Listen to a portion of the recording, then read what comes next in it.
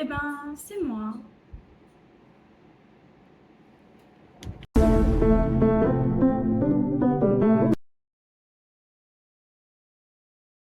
Lundi 10 juillet 2023. Bienvenue dans cette nouvelle semaine. Bienvenue au sanctuaire Fushimi Inari Taisha. C'est un sanctuaire shinto complètement différent des sanctuaires bouddhistes parce que shinto et bouddhisme sont deux religions complètement différentes. On pourra le voir avec l'architecture, mais il n'y a pas que ça. L'entrée dans un temple shinto se fait toujours par un torii. Ces grandes portes rouges, traditionnellement ou majoritairement rouges, qui font le lien entre le monde des kami, des dieux, le monde profane des humains. C'est un symbole qui marque comme quoi on entre sur une terre sacrée.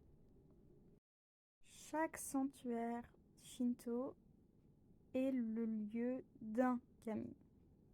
Kami qui est un dieu ou une divinité. Le sanctuaire est dédié aux récoltes, au riz, à la prospérité. Et ce sanctuaire est un peu particulier parce qu'il est connu pour ses milliers de portes. Alors il n'y en a pas exactement 1000, mais il est très connu pour ça. C'est le mont Inari, un mont qui se gravit. Donc on va avoir des portes tout au long du chemin pour monter en haut du mont, pour être au plus proche des dieux. Malheureusement, je n'ai pas eu le temps de gravir le mont, même si je pense que je le ferai un jour. C'est magnifique à voir, je le recommande. En tout cas, c'est ce que tout le monde dit. Je n'avais pas le temps pour le gravir. Là, on est à un des stops recommandés à mi-chemin. Les personnes que vous voyez au premier plan sont des personnes portant des yukata. Le yukata est un habit traditionnel un peu différent du kimono puisque le yukata coûte moins cher et il est plus facile à porter, surtout en été lorsqu'on se transpire puisque c'est du coton et non de la soie. Tout aussi joli selon moi, il est aussi plus facile à porter et il existe plusieurs types de yukata. Des yukata plus faciles à mettre où on peut le mettre seul sans problème et d'autres plus compliqués où des fois ça nécessite un peu d'aide. Avec quelques amis, on s'est arrêté et on a pris quelques petits desserts traditionnels du temple. On a pu apercevoir la pluie à travers la fenêtre et profiter de la pluie telle qu'elle est et non juste comme un désagrément qu'on a eu au cours de la journée.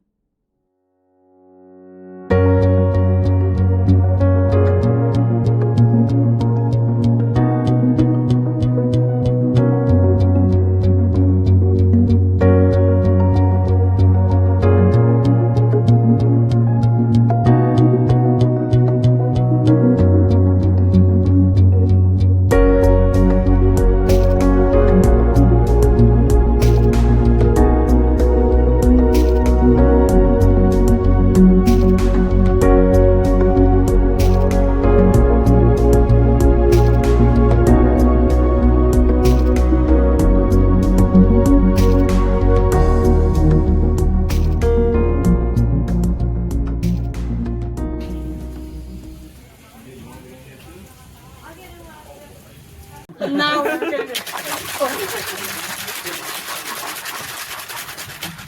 Okay, and then you pull up.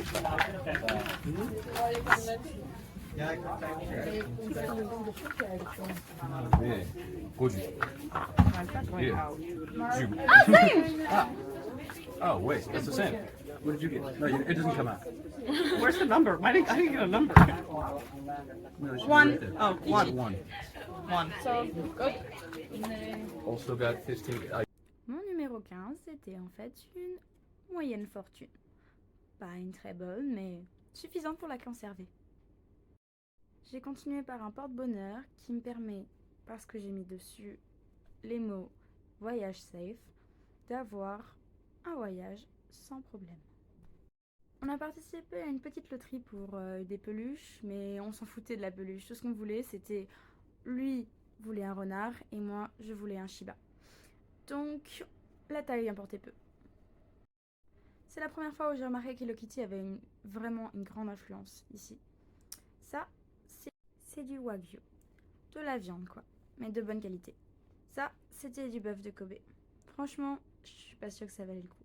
Si je devais retester, je pense que je testerais un vrai steak. Pas juste des brochettes. Sinon, là, on commandait un vrai jus de fruits fait avec juste le fruit. Voilà. Comme vous pouvez le voir, j'ai pris ce qui n'était pas de l'orange parce que je ne voulais pas tester une simple orange. Là, on a testé pour la première fois une machine distributeur à glace. Et moi, j'ai testé personnellement celui avec les haricots rouges. Faut savoir que cette machine a vraiment fait notre voyage durant tout le mois de juillet. On n'arrêtait pas d'aller chercher et de tester les machines à glace. Même après avoir testé plusieurs de ces glaces, maintenant je peux dire que l'haricot rouge c'est ma préférée du distributeur. C'était mon petit déjeuner, enfin mon second bien sûr. Je trouvais qu'il était vraiment pas mal, mais franchement le beignet laissait à désirer. Donc ça c'est les locaux de l'école. Ce jour-là était le jour de l'expérience matcha et cérémonie du thé. Donc nous avons testé des pâtisseries traditionnelles ainsi qu'un matcha préparé par quelqu'un qui est très habile de ses mains. Nous avons aussi pu aller dans une salle traditionnelle de cérémonie du thé. Ce n'est pas donné à tout le monde puisque ça coûte très cher de louer une salle comme ça pour un événement. Et maintenant je vous laisse avec un petit peu de nature.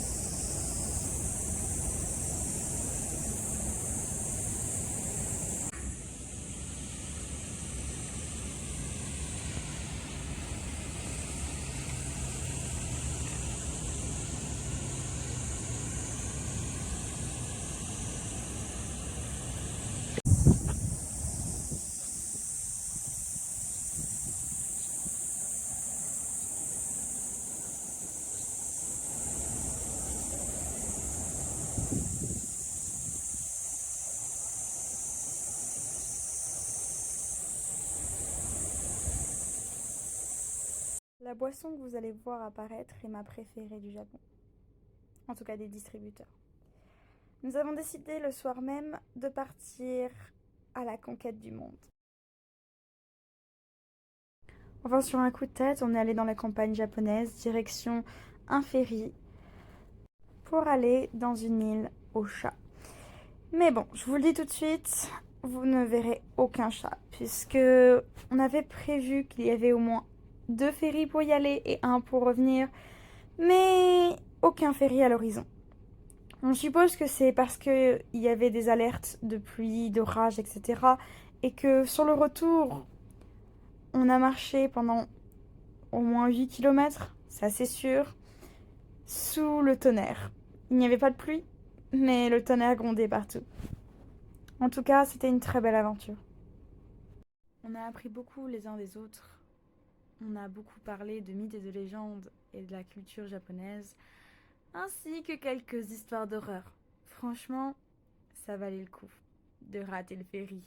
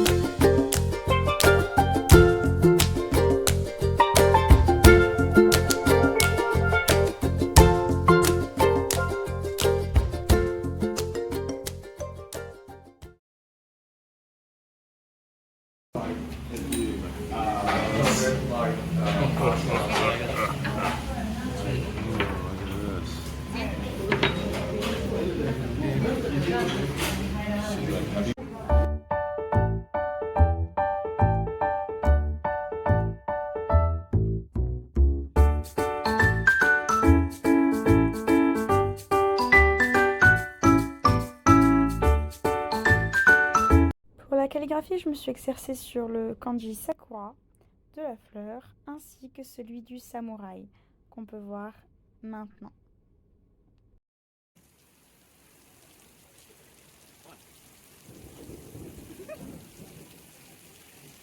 Ce jour-là, on a décidé d'aller dans un centre commercial, mais on s'est fait doucher à tel point que Silas et moi, nous sommes allés acheter toute une nouvelle garde-robe juste pour nous changer complètement.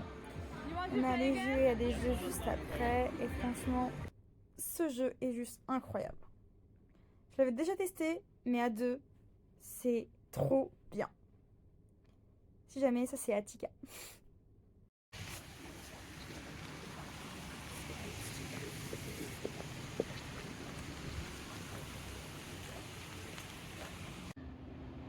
Journée pluvieuse, mais bon, on espère qu'il se fera beau pour la journée des yukata. Petit déjeuner assez sympathique, franchement pas aussi bon que ce qu'on peut trouver en France, mais mangeable.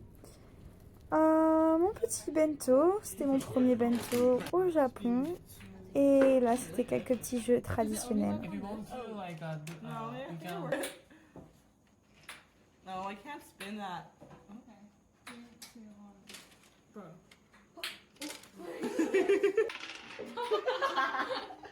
Beyblade. 3, 2, 1. Let it rip. 3, 2, 1. Oh my god. 3, 2, 1. Après les jeux traditionnels, on a fait quelques petites photos en yukata avec tout le monde. Et ensuite, Silas et moi, on est allés manger des takoyaki dans le centre commercial de la dernière fois. Ah, vendredi. Malheureusement, c'était le dernier jour de cours. On a dit au revoir à certains de nos profs et on est parti en vadrouille. Samuel, Silas, Jeff, Keia et moi. Nous sommes allés à Tokyo.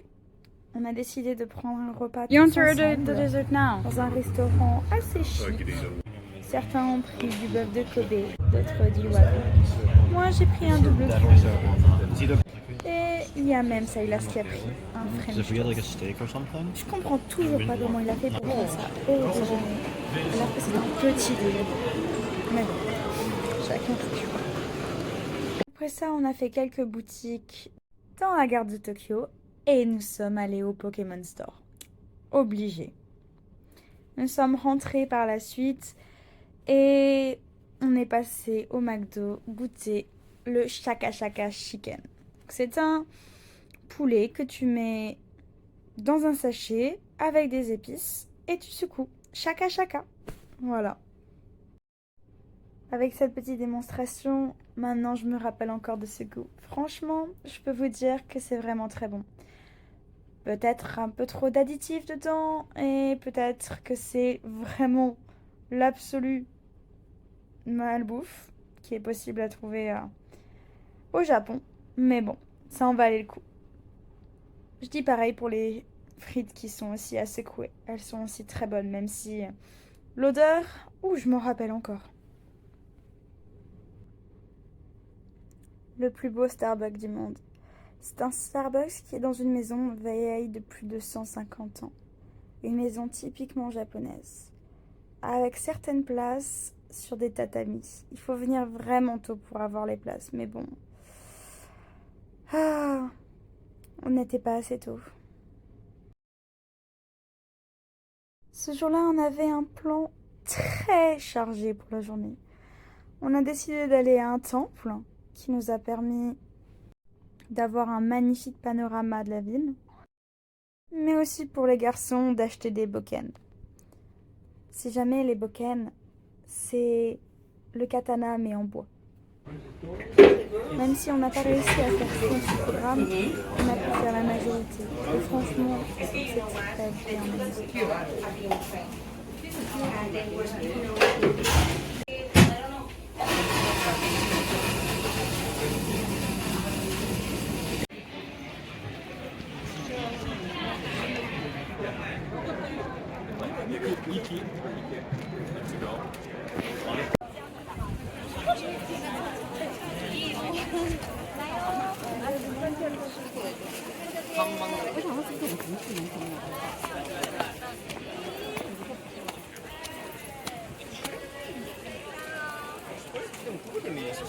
Allez, un peu de culture. Savez-vous que les dragons japonais ont une différence parmi les dragons chinois? À votre avis, qu'est-ce que c'est?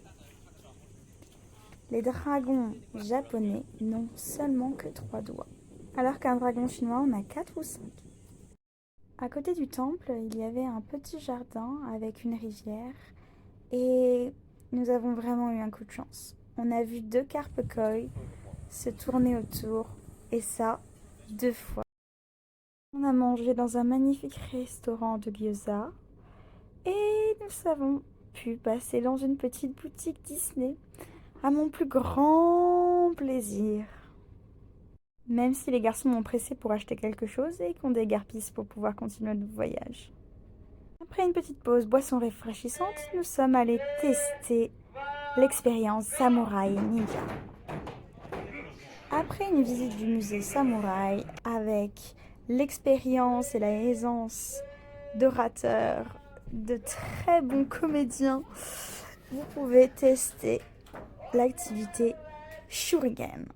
Et à 2 minutes du musée, vous pouvez aller tester gratuitement la tenue de samouraï, maniement des armes et le casque. C'était assez sympa, ils nous ont pris en photo et juste après, nous sommes allés faire des feux d'artifice, des hanabi. Bon. Ce n'était pas des grands feux d'artifice puisqu'on a loupé le feu d'artifice. Mais le père de la famille Dodds de Kaya nous a offert très gentiment des mini feux d'artifice. Il semblait vachement déçu qu'on ait loupé, mais nous on a vécu un rêve d'animé. C'était extraordinaire. Et mon sac n'a pas survécu. Mon sac est mort ce jour-là d'ailleurs. Il a complètement brûlé à l'intérieur. Je peux toujours l'utiliser, hein, mais bon, c'est plus la même chose.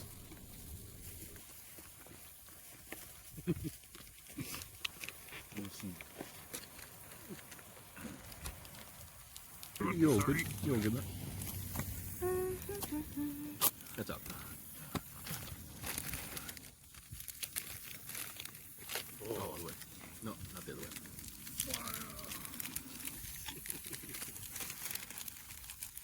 You got Oh, good boy.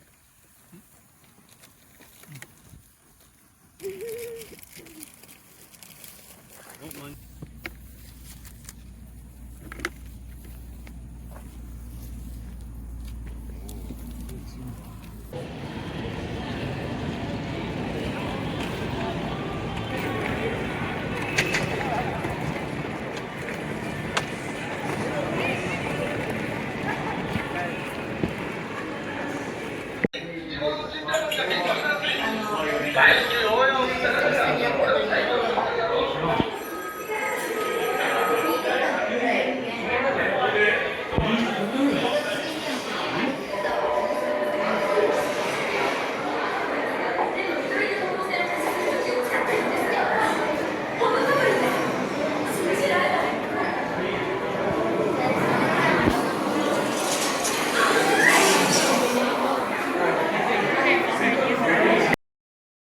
Alors, l'attraction est un roller coaster, mais un peu particulier.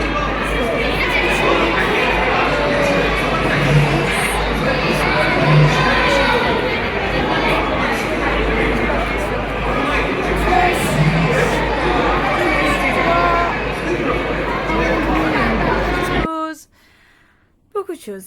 Ça, c'est cookies. Voilà, pas besoin d'autre explication. Les cookies de cookies. La meilleure trouvaille. Par la suite, on s'est un peu perdu et on s'est retrouvé à Poudlard.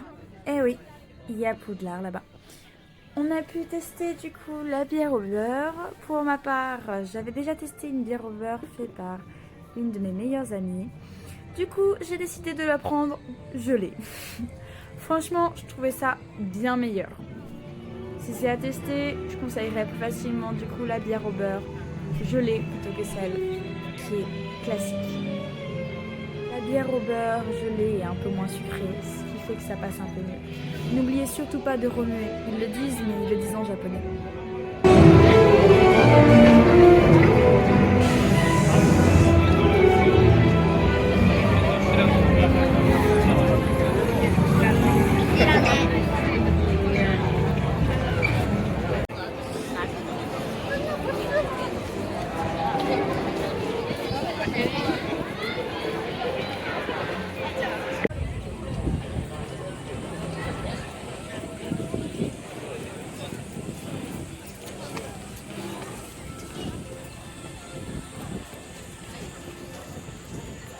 Oh.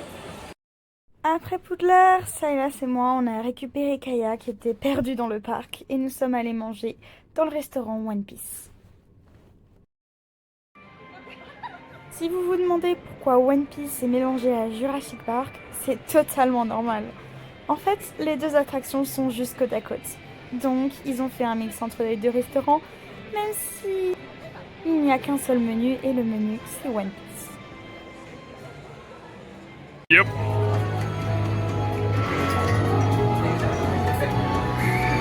Pris le menu Luffy et Silas a pris le menu poisson. Kaya n'avait pas faim, mais on a quand même fait des achats compulsifs en achetant les shops. Franchement, qu'est-ce qu'on va en faire?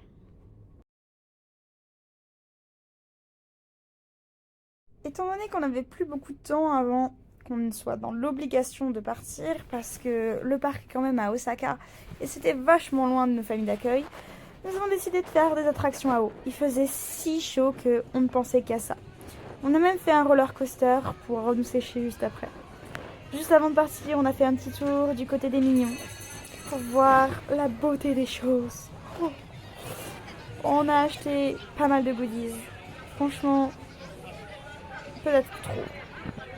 Et voilà comment se termine la deuxième semaine que j'ai passée au Japon.